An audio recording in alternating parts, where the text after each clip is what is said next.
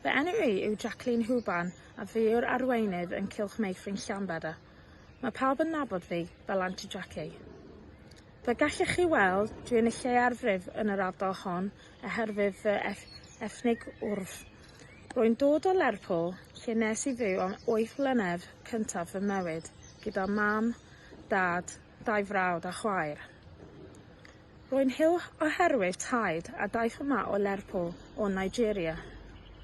Roedd yn gweithio yn y pwll glo ac fe symudodd I fyw I Gymru. Dysgodd I deud iachau da. Dyna unig geiriau Cymraeg roedd fy mam yn gwybod. Nes i'n teulu ni symud yma yn 93, sef fy mam, dad a brawd bach, ac mae erbyn hyn yn rhedeg y tafarn yn y pentref gyda partner a deulu. Cafodd fy nad ei eni yn y pentref. Pan symud ni yma, roedd fy newid fawr I ni.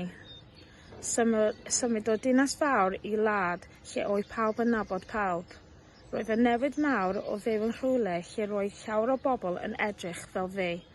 Pobl du, Indiaidd, Tsieineaidd, Muslemaidd a gymaint o ethnig wrth a diwylliannau eraill. Yma, ni oedd yr unig deulu du yn y pentref.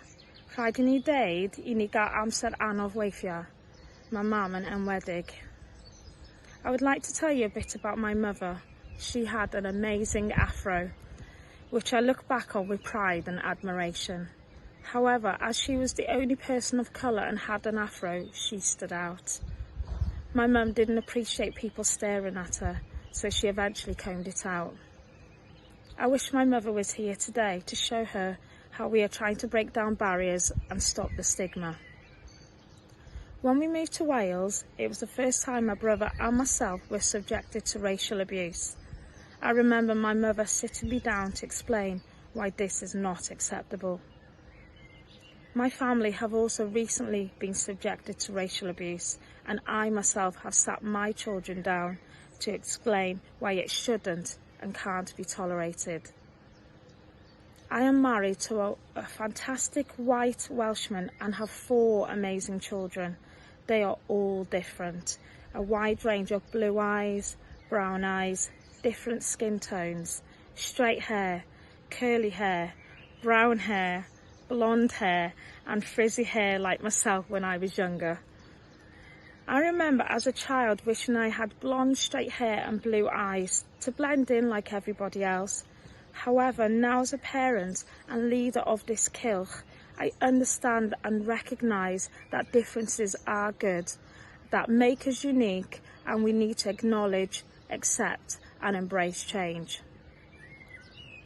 I am also looking forward to my new commitment as a community mentor to help support Wales's action plan for anti-racism. I am honoured to be able to have this role and support anti-racism across the whole of Wales. Dwi wedi bod yn gweithio yn y Cylch Meithrin ers dros 2 flynedd a bron 2 flynedd fel arweinydd. Dwi wedi mwynhau rhedeg mae cwricwlwm newydd wedi rhoi I ni, mae'n wych. Y peth rwy'n mwynhau fwyaf yw dysgu plant am amrywiaeth yn enwedig llwy croen, sy'n mor bwysig mwyn dysgu am gwrhiliaeth yn y blynyddoedd cynnar. Dros y flwyddyn diwethaf, roeddwn ni wedi cyflwyno'r plant I ffelt pen lliwiau croen, paent lliwiau croen, doliau aml ethnig, defnyddiau llyfrau sy'n dangos amrywiaeth yn bob ardal dysgu a datblygu. Rydyn yn cyflwyno diwylliannau gwahanol a dathliadau fel dyfalu ac wedi rhoi deunydd fel Sari yn y ardal chwarae rôl. Yn ogystal a defnyddio adnoddau digidol I hybu diwylliant gwahanol, ond rydyn ni ar y dechrau'r daith. Dros y flwyddyn diwethaf, mae dysgu proffesiynol gwrthilio wedi fy helpu I deall mwy am y materion o gwmpas hil a hiliaeth mewn lleoliadau gofal plant, chwarae a blynyddoedd cynnar. Mae sesiynau roedd wedi mynd I fo wedi fy cefnogi I rhoi ymarfer gwrthiliol ar waith yn Cylch Meithrin Llanbedr. Rwy'n annog arweinwr a rheolwr lleoliadau, gofal plant, chwarae a blynyddoedd cynnar i gymryd y cyfle dysgu proffesiynol gan dapl a cwlwm. Mwyn creu newid strategol a bod ymarfer gwrhiliol yn dod yn normal drwy Cymru. Os ydym yn mynd i dorri waliau i lawr i stopio stigma, mae'n rhaid i ni rhoi croeso i amrhwiaeth yn bob math a derbyn pobl sydd wahanol i ni. Rwy'n credu bod rhaid cael mwy o role models a wahanol hil mewn cylchoedd ac ysgolion. Bydd hyn yn dangos bod y iaith Gymraeg i bawb ac yn dangos i deuluoedd mwyaf bydd eang fod pawb yn perthyn, nid oes angen i wahaniaeth fod yn rhwystyr.